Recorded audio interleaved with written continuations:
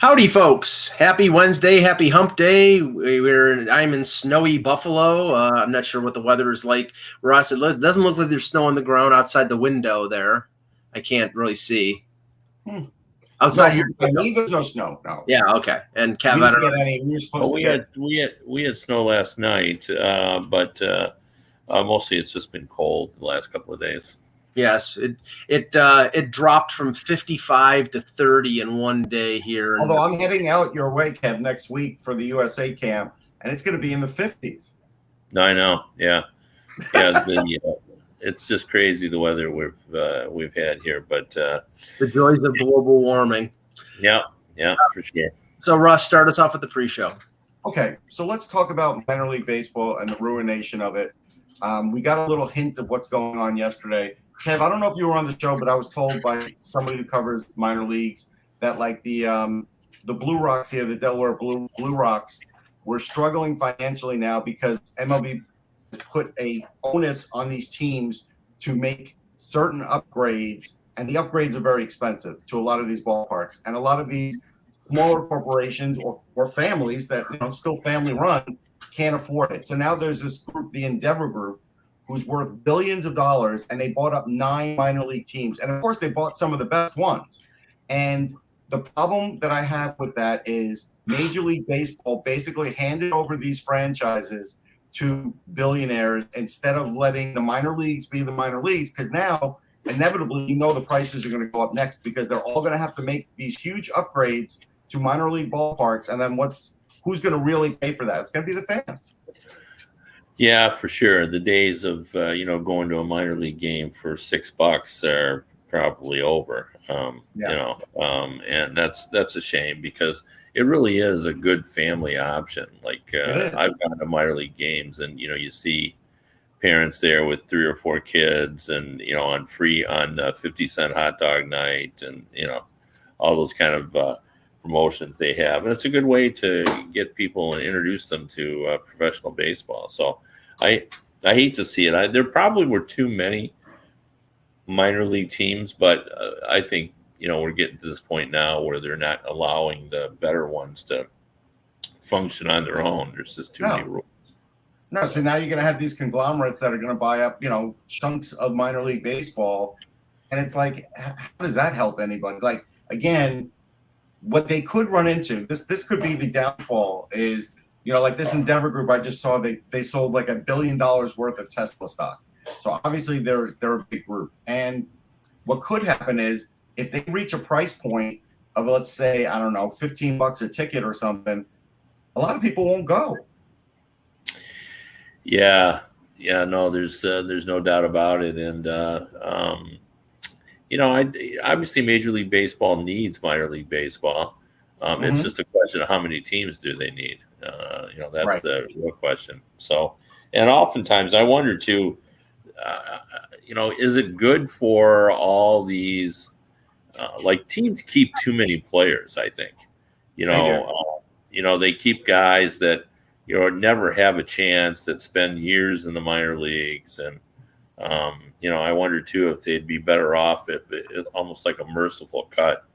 You're never going to make it, kid. Now go out and find your way in a different profession. But those guys trying to live the dream. Yeah. So, speaking of that, I wanted to get your take on this. It's turned out I was wrong a little bit about what I thought would happen when you opened up for college athletes to get contracts. I thought essentially it would just be top players, the same guys that were going to make millions in the NFL. We're going to get endorsement deals. Right. That's what I assumed would happen. But, I read enough stories, and I saw a really terrific piece on Real Sports HBO about it. And, there's these twin female basketball players at Fresno who are going to make over $1 million because they're great on social media. They've created their own commercials. They do basketball kind of tricks. They do dancing. What clothes they wear is important. They really turned themselves into it. And there was a story, I guess, written by the Fresno paper about they're actually now earning more money than their coach, their athletic director, and the school president. Good for them. Yeah, that's exactly how I felt too. So I'm glad I was wrong about that. And then the other story. Now this is the one that's I think is fascinating because I don't know whether it's good or bad. I mean, there's parts of it that are really good, but I don't know where we're heading with this. There's a booster out for the Brigham Young football team, and he has a power bar type company, health bars, energy bars, those kind of things. Mm-hmm. So he basically is paying every player on the Brigham Young football team to endorse his product. And so, and the way he did it, to me, first of all, it's really helpful. He took every walk-on player that made the team, and he's paying their tuition. Wow. Okay. Everybody who was already on scholarship, he gives them $2,000. And the only thing they have to do on that is mention it on their social media and just drink his juice and all that. But I started to think about that. He's talking about he's going to try to do this with other teams as well. Could that lead to excesses? I mean, it's going to be down the line. But I think the good part is how many stories have we seen over the years where really good players were struggling just to buy a snack? I forget who was it. It was the Saints quarterback stealing from a seafood store. Bobby Ager? No. Quarterback. I've always found Jason Hill. At the bigger schools, I find that hard to believe just because I've seen training tables for college football teams. But I'm sure that could be true at kind of smaller schools where they don't have the budget of a USC. James Winston was stealing $32 worth of crab legs. Yeah, he was. That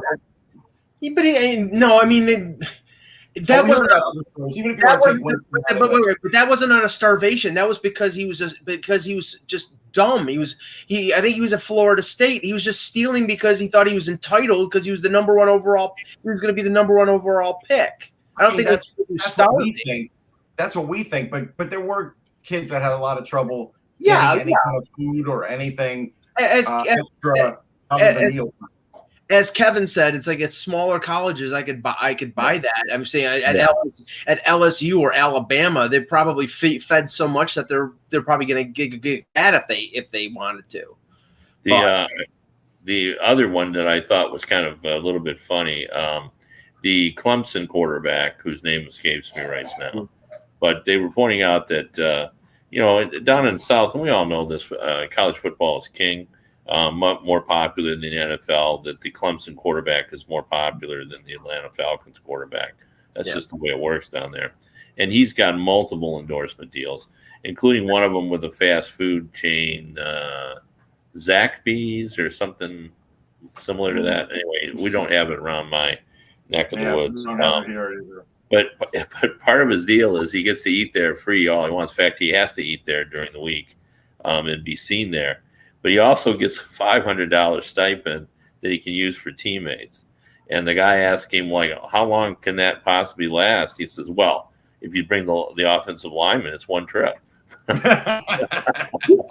Yeah, but that's good. I think those kinds of things are good because, look, I mean, they are local celebrities, right? Why shouldn't they be treated like local celebrities? Yeah, and I'm really in favor of this. I didn't want to imply that I'm not, because I am. I thought that this, a $1 billion industry is created on the backs of a bunch of so-called amateur athletes. So I'm all in favor of people, making money out of their talents. And it'll be interesting to see, though, because a lot of boosters have now stepped up and have turned their boosterism into some sort of kind of endorsement. But it's hard to argue that the booster at Brigham Young is not helping all those walk-ons. Like they did. I wish there was more of that, actually, because those guys, most of them, 98% of them, will never play in the NFL, and you don't know if they'll have a plan in life. Now this guy may have given them a plan in life because they'll go through and finish their schooling, rather than if they get cut, maybe they just go out in the workforce and they don't even go to school anymore.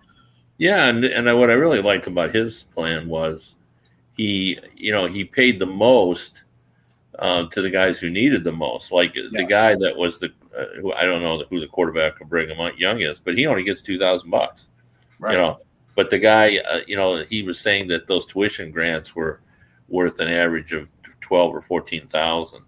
And he had a video where he announces the first player to get one of those, and it was some walk on, and everybody just stood up and cheered and all that kind of stuff. I love those kind of things. I'm a sucker for those videos when they give a walk on a scholarship and announce it to the team. Those are always fun. So anyway.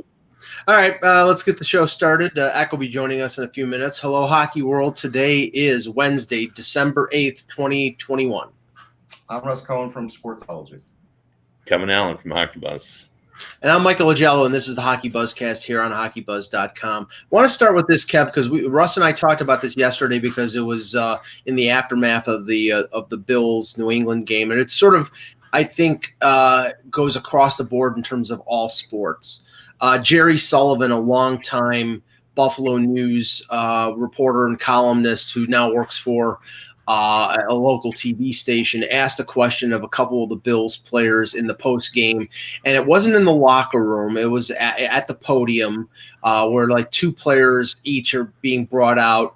And he asked a question that was sort of hard-hitting about whether they were embarrassed by the fact that they lost to New England in a game where New England only threw the ball 3 times, and they got personally insulted and said, well, we'll remember you for asking that kind of question.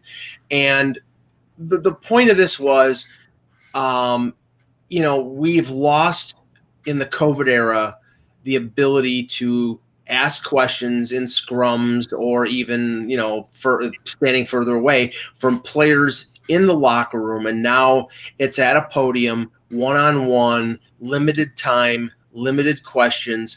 And we don't know whether we're ever going to get back to interviewing in the locker room, being able to ask those kind of questions in the face of the player.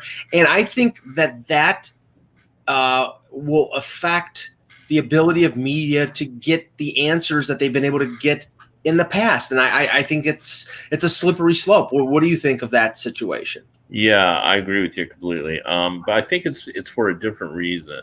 Because I've said this, just dealing, I'm dealing strictly with Zoom interviews. And I think what happens is the players, especially the younger players who are coming up, they don't know you anymore. Like in the old days, you're in a dressing room, you're there all the time. You build up a relationship. And because of that, they know we're not the evil empire.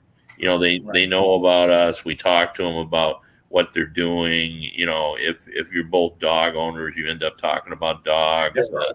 Someone has their first child, you swap stories about what you went through. And because of that, you get to the point where you build up a trust, and they sort of know that, it's nothing personal for you. You may like them. So you can ask tougher questions, and they're not offended by that because they know you. They may not like it, but they know that you're a good guy or a friendly person or whatever. And now we don't know that. You're just some voice on a screen. And then so when you do see them for the first time, and you ask them that tough question, they're going, well, who is this guy? And, I don't know anything about him. And, well, and in this instance, I believe it was in person at the stadium, and Sullivan has covered the team for a long time. But his reputation is like Mike Lupica in New York, like Steve Simmons in Toronto. He doesn't ask gotcha questions. He asks tough questions. He asks the questions. That's a legitimate question, though. Right. And these players, they know him. They know they're going to get tough questions from Jerry. And what they did was they acted petulant because they should be embarrassed by the way they play. And I'll tell you what, some of the fans had the wrong take on it too. They're like, why are you asking these guys? They're guys that are supposed to be blocking passes. Well, guess what? If there's no passes, they're supposed to be tackling. Right. Tackling's part of their job. It's on the coach. It's on the defensive coordinator for not having 2 safeties out there when he needed an extra defensive lineman and a linebacker to tackle the running back. So I mean, did they even use the dime formation? They probably shouldn't have. No, they stayed in nickel for most of the game. Right. I mean, but Kevin, that's the thing I'm worried about is the fact that, I mean, God willing, the COVID will be on the downslope next year. There's talk about sterilizing vaccines coming in the next year or two that could eliminate COVID. And if that happens, then I would hope we would get back to what was there in the past. But I get the feeling that the teams like to control the message and limit the access of the reporters to the players, and this is the new normal, and that's going to suck. Yeah, I mean, I think there is a reason to believe that they'll attempt to do that.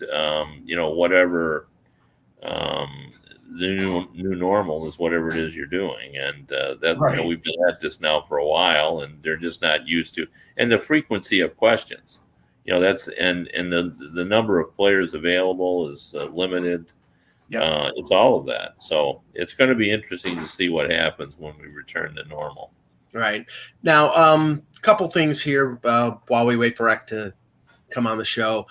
Forbes magazine released a list of the values of the 32 NHL teams, and slightly surprisingly, the New York Rangers were number one. But I think factored into this, Russ, is the value of the real estate that Madison Square, because they own the building. So the real estate, they own the building, they renovated it. It's Manhattan. That's definitely a factor. Yeah. It's also an intrinsic value. So even compared to a brand new, shiny new place, that place is worth a little more in people's minds because it's got history. So, I wasn't shocked. I do think James Dolan has done a good job of getting corporate support behind his empire there, and we don't even talk about the music part of it, just the hockey part of it. They have expanded that business. Now, they're still not selling out games, but a lot of teams aren't. But as far as the value, that doesn't really affect the value too much. And yeah, I'm not completely shocked. I guess I was more shocked that the Canadians could be third on a list like this. And not so much shocked that the Rangers are one and the Leafs are two, but the fact that the Canadians are three, that seems a little. I don't.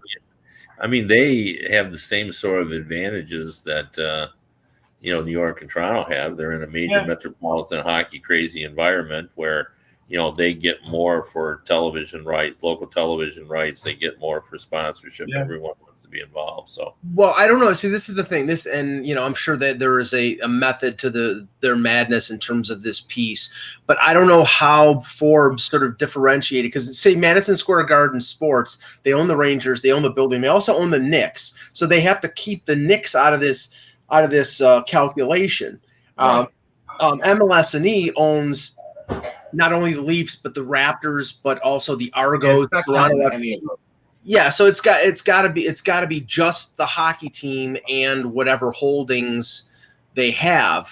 So now I will tell you this, and this definitely shocked me, and I tweeted it, and of course I drew the ire of a few.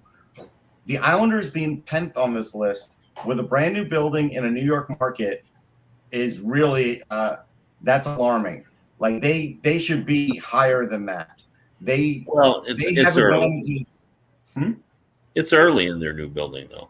No, I mean, but it's still, they have a new building. Like they knew the new building was coming. But the new building is in Queens, Russ. It's like it's like watching. No, it's still Long Island. Like the property line there is pretty much still Long Island. But if you want to say Queens or Long Island, it's not like the Mets ever come in 10th and the Yankees are in first. Usually the Mets are around 6. It's anywhere from 3 to 8. Right. 10 is low for a New York team. It really is. Considering it is, but I think I would say give it some time.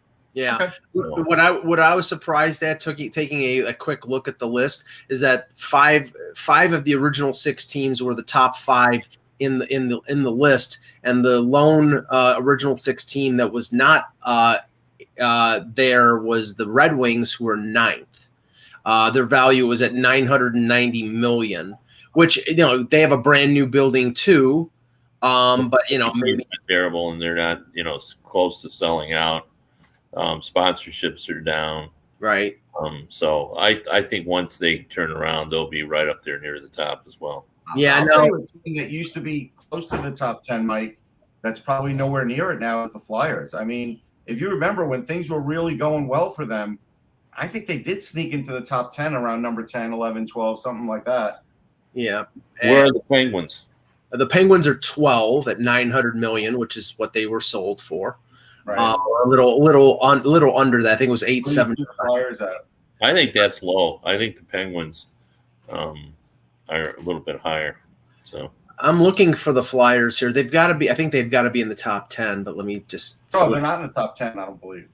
Okay. No, they're sixth. Oh, they are sixth. Okay. So Yeah. So six, pretty good for them. All right, that's not bad. Yeah, I know. I didn't get the whole list, but I looked at the top ones and I didn't see them in there. Okay. Now the interesting thing is at the bottom of the list. Obviously, Yeah. You've got the Ottawa Senators at 525 million. You've got the Buffalo Sabres at 500 million. Good luck. You've got Columbus at 475. Florida at 450, which is, Florida in Miami, Fort Lauderdale. And I know I keep making this reference. As good as the team is on the ice, when your team is winning, when your team is one of the best in the NHL, and it's November and December, and you watch a Florida Panthers game, and you see the lower bowl virtually empty on a Tuesday night or a Thursday night, I'm sorry. I don't know. I can't call that a successful franchise. I just can't. Has anybody called it that? No. But people are. I don't think you're alone. Yeah. I would say this, Mike. If I were Elon Musk, I would buy the team at that value, and I would include a rocket ship ride with every season ticket holder. And I think I could increase the value that way. As long as they sit next to William Shatner, that's fine. You know what I mean? It's like it's an untapped resource if you could actually get people to show up. Right. And not surprisingly, 32nd is the Arizona Coyotes at 400 million. And that's where the crux of the situation with Arizona is. If the value of that team was higher, then I think all these rumors of them being moved would not be the case. With it being 400 million, they're ripe to get plucked. I don't, but you don't have the right to move a franchise just because you buy it. No. So I don't, it's nice. That's the first thing. I mean, we went through this with, the Predators. The guy bought it and he thought he could just automatically move it. And Bettman said, no, it doesn't work that way. Here's an interesting thing. So in 2018, the Atlanta United were worth $330 million. So now I have a current thing. Current worth of the LA Galaxy in North American Soccer League is $480 million. It's worth more than the Coyotes. That's a little sad, Kev. Well, yeah. They're not ripping soccer. What I'm basically pointing out is that there's at least 3 or 4 soccer teams now that are outpacing NHL teams. That's what I'm pointing out. Yeah, no, and that's certainly true. I mean, the Coyotes have really not made any inroads whatsoever. So, from the games last night, the incident that got the most play was the hit by Jacob Trouba on Jujhar Khaira in the Rangers Blackhawks game. I didn't see it until this morning, and I saw what Eck posted regarding whether this hit was legal, and it wasn't legal in international hockey. And the first thing I said, who gives a crap if it's illegal in international hockey? We're talking about the NHL. And I watched the hit 3 or 4 times, Kev, and it was a shoulder to the chest. The problem is that Khaira was knocked backwards and hit his head on the ice, and that's what knocked him out. I don't think that's an illegal check. I think what's been more common nowadays is the fact that not as many players hit like Trouba, and players are not prepared to get hit. They're not. He had his head down in the neutral zone. You're just begging to be hit. So Yeah. and I'm like I'm glad. It's not 1975 though. Right, You know what I mean? I'm glad Kara is not hurt. Apparently he's out of the hospital. But right, you don't have Dave Schultz or Ben Wilson or Paul Baxter or any of these guys like headhunting. But you do have to sort of keep your eye on what's going on. Yeah, I mean, name me a hockey player that's not going to hit another hockey player when he has the puck and his head is down. Like it's always going to happen. And he did hit his shoulder. I get it. The follow through did hit his chin a little bit. I watched it a few times, and yes, he went back, and that's definitely what knocked him out. It's a legal hit. Even by definition, it's a legal hit, and they're not going to take that hit out of the game. They're not. Yeah. Well, I think what had happened here is, we used to tell players all the time, you don't count on the league protecting you. You got to protect yourself. So, keep your head up and all that kind of stuff. But, the league took it upon itself and the players themselves and everyone else to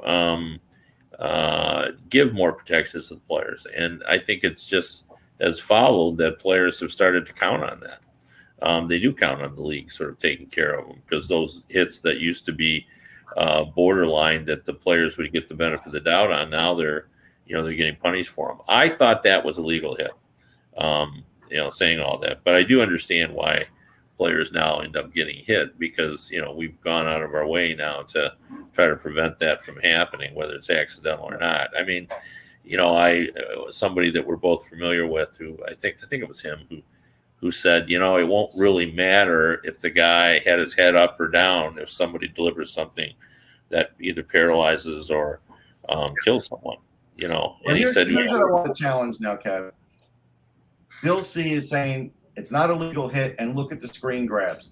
You realize when you're pulling out a screen grab of something that's happening like 10 miles an hour, 15 miles an hour, you're going to get all kinds of different looks. But at the end of the day, you're allowed to go through the player and have shoulder-to-shoulder contact, like Mike said. It's in the rule book.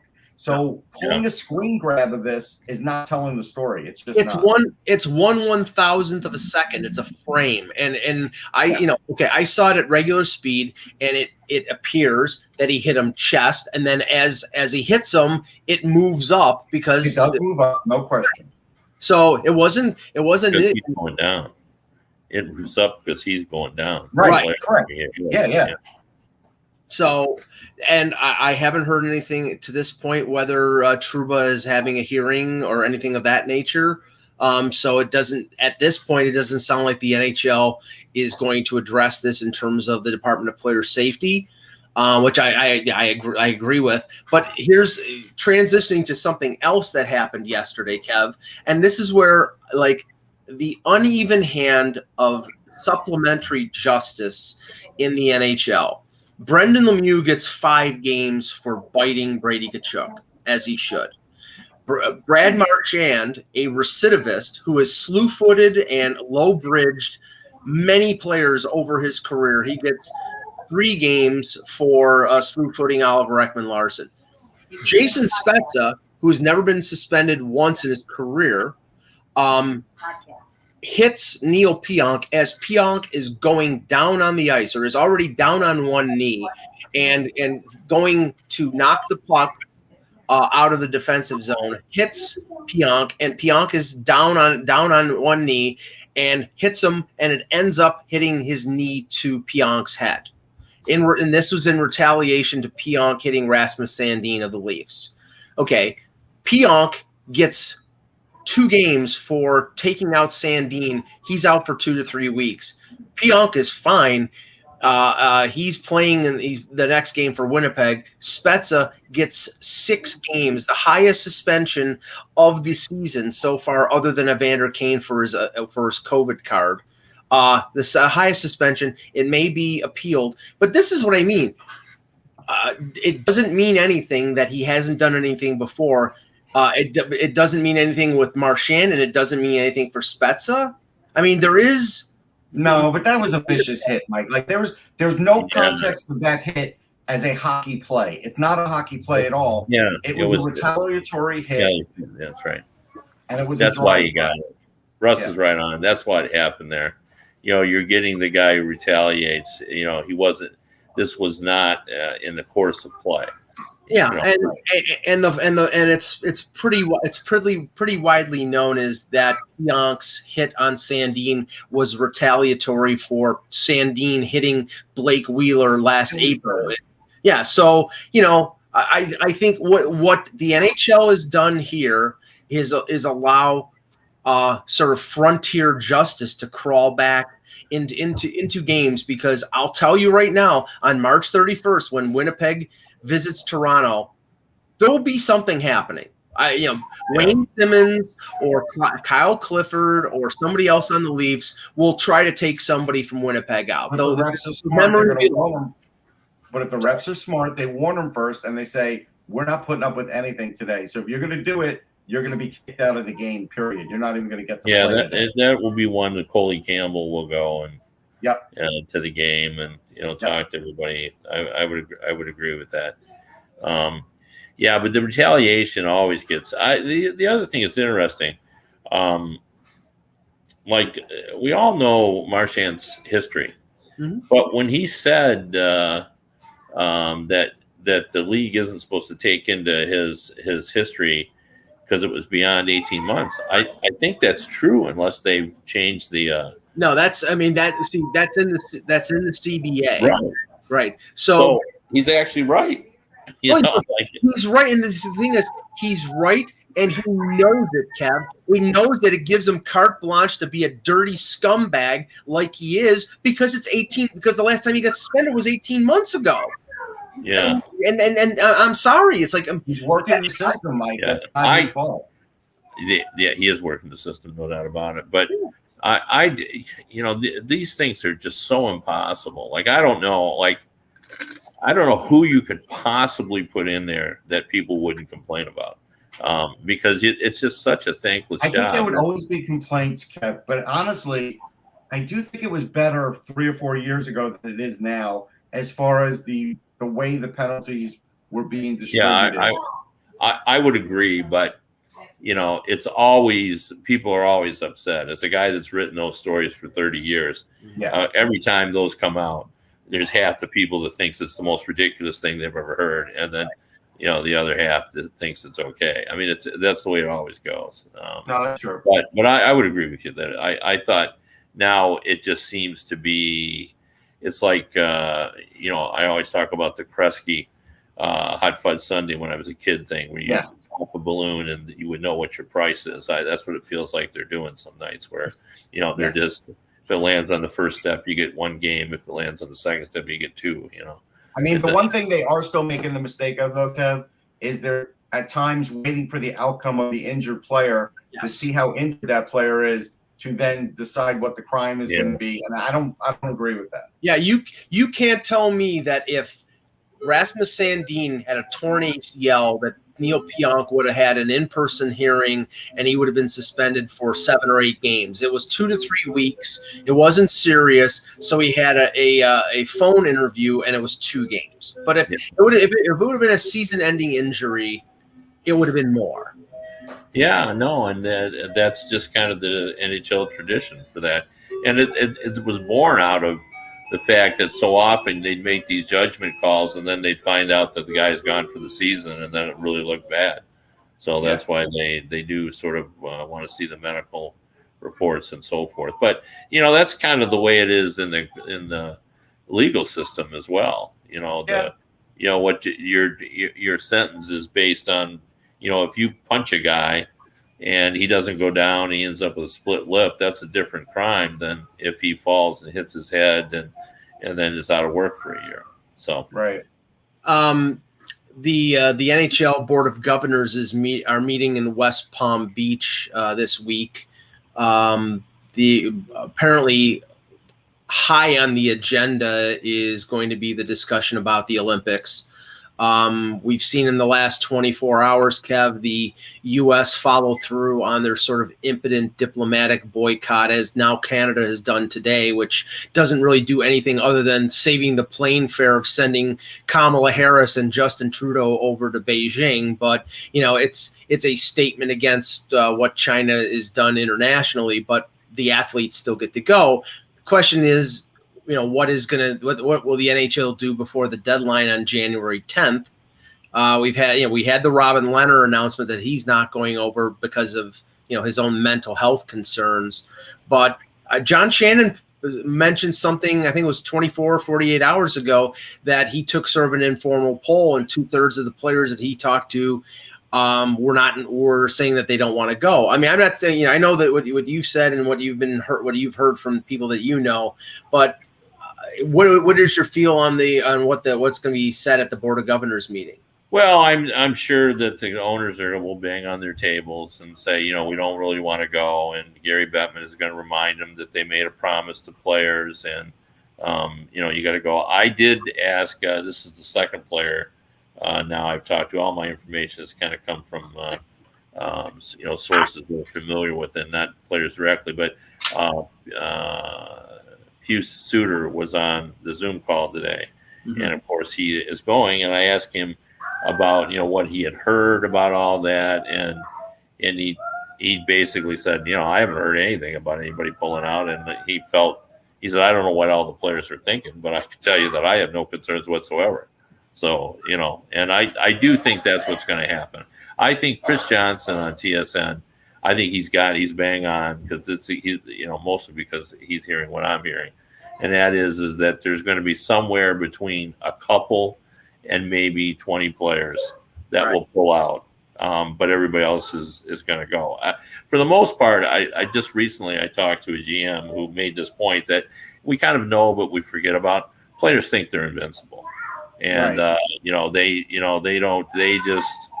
They're less worried about going over there and COVID and everything else than, the average Joe would be. So he thinks most of them will go, but some of them who have families or have perhaps a child who has a compromised immune system, or have a elderly parent living with them, something like that, they may have a pause, but he just figures that everybody will go, and, we'll see a few that won't go. Now, Ken, I mean, we all talk about that there'll be some sort of deal worked out that if you get COVID there, you'll be able to come back to the States. But it's China. You don't know if they could trust them. And you do kind of wonder, if a couple of players from different teams get stranded there for that reason, what kind of stink would the owners make then? Oh, yeah. Yeah, for sure. Well, and even though people who they're connected with the U.S. team have told me that's one thought they have, none of them have heard that officially. Their thought is that so we don't know that for sure. Right. Right now the only thing is on the books, but they said the hope would be that they would get all the American athletes who might be quarantined and get them all together on one plane and get them home. So I guess the question is, you have to, as a player, sort of weigh, and maybe some players don't think about this, but you have to sort of weigh, is it more important for me to try and play for my country and win a gold medal, or is it more important for me to win the Stanley Cup? I know I want to do both as a player, but this may not be the greatest opportunity to do both, because I could hurt one chance or the other. Like this, it could be a tough decision. I mean, it's a a fair thought. The only thing is, you also, could go out for dinner and trip on a curb and, tear your knee open, and so. I think their argument would be, I'm just living my life, and we'll take that chance. The odds are that I won't get hurt or won't get sick, but But your point, if you're an owner, you won't think about that. You'll just say, "Look, I lost my guy."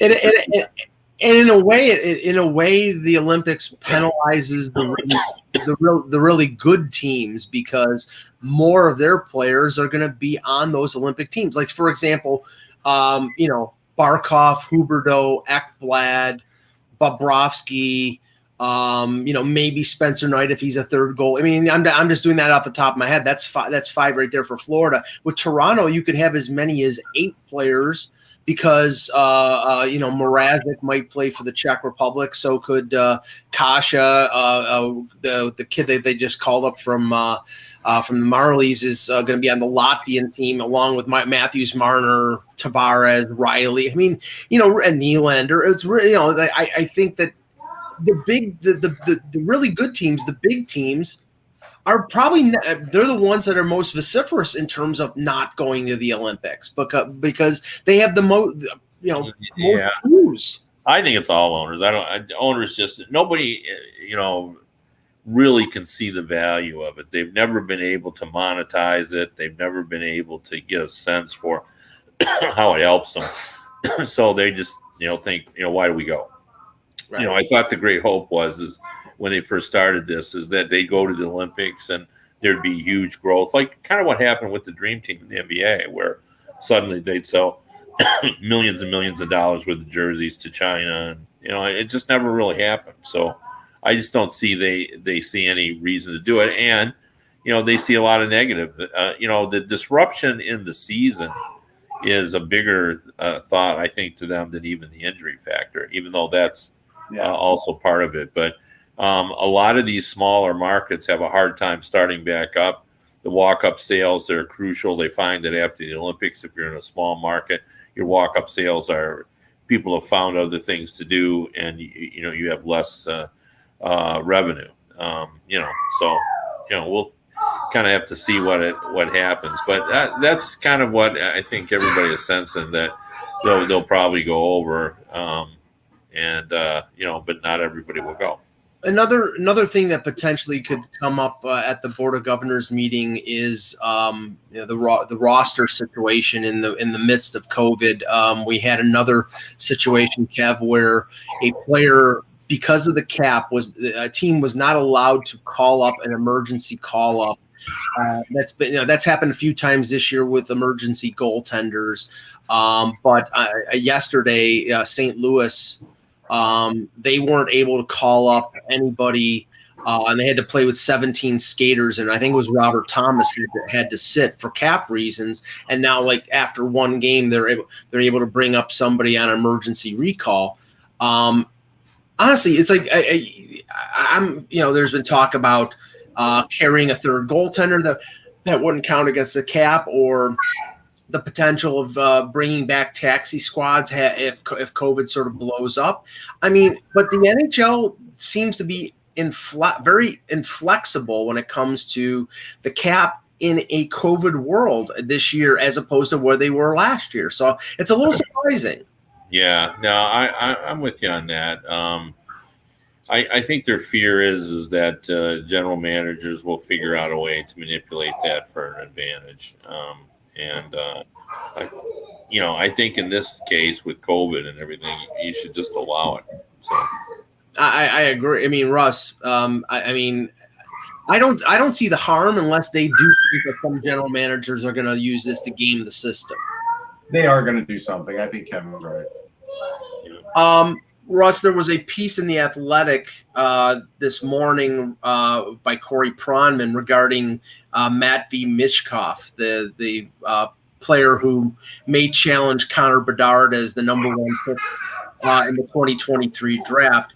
And what the article talks about is the fact that he's on a long KHL. He's only 16 going on 17. He's going to be in the World Juniors more than likely. He's under a KHL contract, and what he's been intimating in this article is that he could be like somebody like Panarin, who they keep over there until or Kaprizov, who they keep over there until age 23 and 24. And what will that do to his draft stock? Will a team say, well, he's the second best player, so I'm going to pick him second overall, or will that mitigate his value? Well, I mean, if it's a situation where there isn't an out in that contract, that's going to hurt. He's not going to go first overall, I can tell you that. There's no way he'll go first overall if it's an ironclad contract, and he's not coming over until the age of 24. If that is the case, he'll be a top 10 pick, and there'll be other teams that pick other players because they won't want to deal with that. I mean, Kev, we didn't see a dramatic drop in somebody like Askarov's draft slot. He pretty much went where we thought he was going to go. You know, there were some teams that thought, or some people who thought he might go in the top 10, but I think he ended up at 12 or 13. So there wasn't really a drop. But, you know, this guy, I mean, it's a lot. There's a lot of time between now and the 2023 draft. But right now, he looks like an unbelievable prospect. And I just wonder whether something like this will affect his stock in terms of a team like, say, Seattle from taking him. They would want him to come over right away. And if say CSKA Moscow or wherever he's playing says, well, no, you can't have him until he's done with his contract, then I don't think he's going to go second overall. Yeah, I mean, I think with Askarov, it was a little bit different because he was a goalie. I think they sort of thought, well, it takes goalies longer anyway, and they knew what his contract situation was, and you know, they thought, you know, because he had 2 years left, right, when he was drafted. Yes. I think that's right, Russ. But anyway, that's a little bit different than the situation.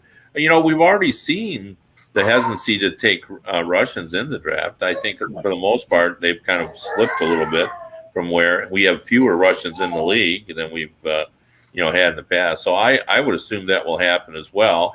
And I think if you know, I could see if someone, you know, wins the lottery and moves up where they weren't supposed to be there and they already have a good team, you know, maybe they would grab them because also, you know, depends on ownership, right? I mean, you have to look at the owner when you're the GM and say, is this okay? Is this what you want to do?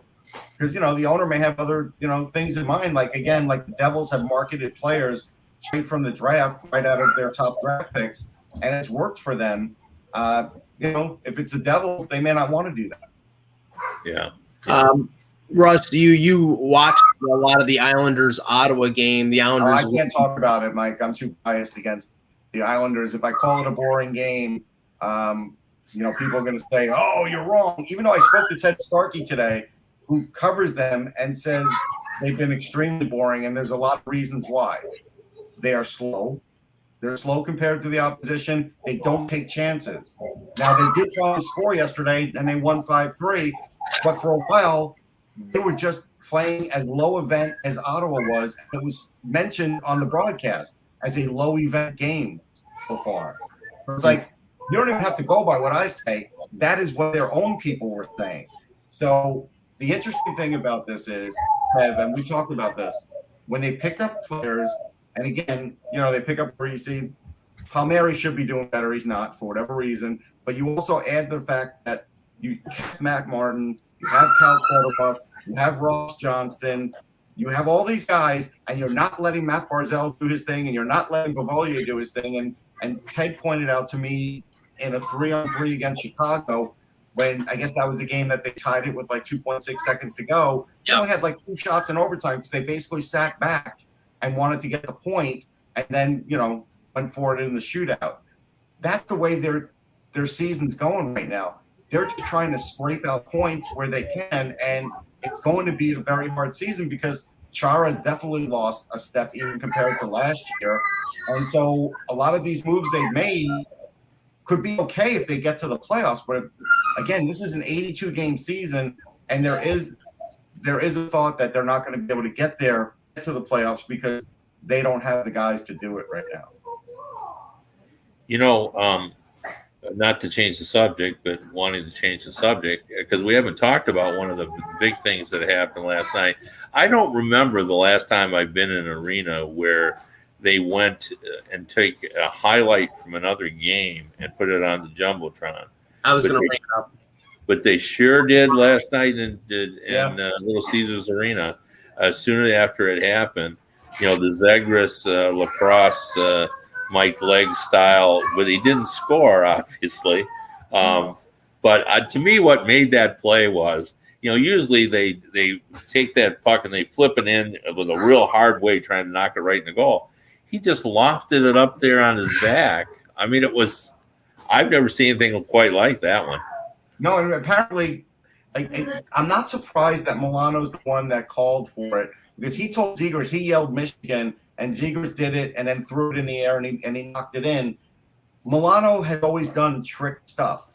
In his draft year, he had videos, and he's just amazing eye-hand coordination. And I'm glad that he's really getting a chance on this team because he's a talent. But he's got amazing eye hand. So the fact that he kind of told Zegers to do it, and Zegers was like, okay, like there's not a lot of players in hockey, Kev, that would do it just because one player says, go ahead, try it. And I think you have to give a lot of points for just trying it. It's like I double dog dare you to try it. Yeah, well, that was a double dog dare. But let me ask you this, Russ, because you're connected to the scouting community, and you may just know the answer to this, and I don't. But I made the observation that now, obviously, I know that Svechnikov is king of that move as well. Yeah. But this has become an American thing. You look at the guys that can do it, the Kachuks, Zegras. Obviously Milano was part of all that. Mike Legg was the first to do it at Michigan school.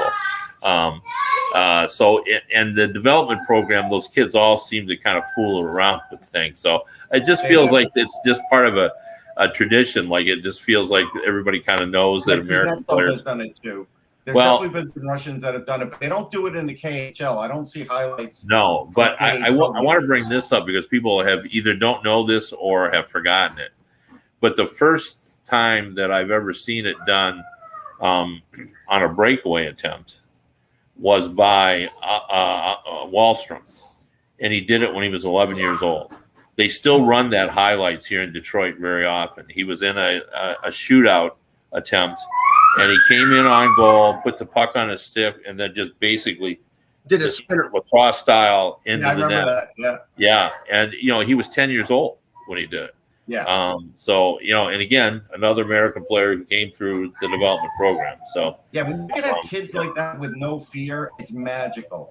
Yeah. It's you almost wish more players would do things like that, but the more buttoned down players aren't going to do that. Because you're going to fail most of the time. Like most of the time, it's not going to work. But when it works, it's unbelievable. Well, here's where we've gotten to in the NHL. Game I was at last week, Colorado and the Leafs. A really great passing play from Mitch Marner to Austin Matthews, who was in front of the net by himself, all alone, and he did this little. The inside move where the stick is between the legs and then shoots it. Okay. That's commonplace now. That's like that. That's boring. It's like you didn't even see that on the highlights now. And like, because we've seen that so many times. So, I mean, I saw the bunting play to Austin Matthews, and that's a heck of a play. And I would say right now, and I don't think it's a low number, I would say like 75% of players in the league could all do trick plays like that in game because I see so many players try it. And I don't think they're trying it, Kev, only because it's cool. I do think it's hard to defend because I do think if you're a defenseman and you're kind of looking for a puck a certain way and this guy throws it through his legs, that's not your first place to check where the puck's going to go. Yeah, it's completely unexpected. Completely. Yeah. It's still startling to me. I love that play. To be honest with you. And Kev, I've heard from like people on Toronto radio who observe like minor league hockey and in the Toronto area, guys like Jeff O'Neill who works for TSN and Jeff Merrick who works for Sportsnet, and they're like these kids who are 13, 14, 15 are trying things that nobody in their right mind would have tried 10 years ago. And that's going to translate to the NHL. And then that's the sort of spinorama dunk version of what happened in the NBA. Then it's going to happen in the NHL. And that's good. I think that's good for the sport. I don't think that's something that, Don Cherry would have like shot it down a couple years ago. That's showboating. Yeah, no, I agree with you. I think those goals are fun, and to be able to do it, it's one thing to do it in practice. Guys used to do it. I remember, and I bring this up all the time, but only about 15% of the players when I started coming to the NHL could one time the puck. That's why Curry was so good because he was so tremendous at it. And then didn't take long. Within 10 years, almost everyone was doing it. But what the point I was going to bring up is I used to go to the Oilers practice when you go out to Northlands Coliseum. And Curry and Gretzky would end up passing the puck to each other on their sticks in practice. And I've seen Paul Correa work on a one-time backhander. Those things at some point are going to be perfected. And you're going to see guys doing them because, guys do work on just odd things. I was going to mention, Kev, so on the Daily Show, there's a guy named Roy Woods. He's a comedian. He said something funny because they were covering like fake Winter Olympic stuff. But he did say something that's startling true. He's like, well, everybody knows track and field. Usain Bolt, put him on the ice. See how fast he is on the ice. And it really is true. Like, it's just when you think about the level of athleticism that it takes to be a hockey player, Gordie Howe once gave me the answer that he felt it was the hardest because not only are you skating, but you're having to do the hand-eye coordination with the puck at the same time. And he felt like that with continuous motion and very little stoppage made hockey the hardest. That was his argument against basketball and other things because I asked him the question. Okay, 4 games in the NHL tonight. Flyers, Devils, Avs, Rangers. That's a good one at Madison Square Garden. Bruins and Canucks. So I'm sure Oliver Ekman-Larsson will have his eye out for Brad Marchand. And Dallas and Vegas. Great show, guys. We'll be back tomorrow with another edition of the Hockey Buzzcast. For Kevin Allen, for Russ Cohen, I'm Michael Agello. Thanks for watching. And remember, without the buzz, it's just hockey.